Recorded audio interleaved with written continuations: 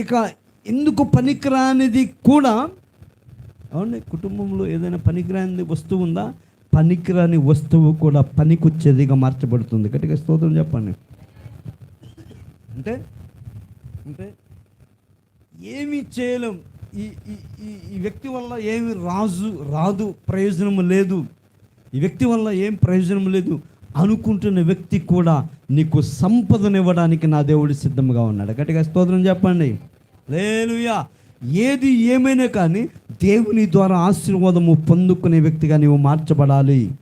ఏది ఏమైనా కానీ దేవుని ద్వారా దీవెనలను పొందుకునే వ్యక్తిగా నీవు మార్చబడాలి.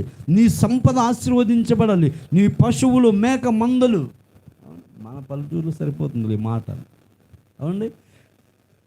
సిటీలో నీ ఉద్యోగములు, వ్యాపారములు, చేతి పనులు, అవునండి, నీవు చేస్తున్న ప్రతిదీ నీ కుటుంబంలో ఉన్న ప్రతిదీ ప్రయోజనకరంగా మార్చబడబోతుంది. గట్టిగా స్తోత్రం చెప్పండి.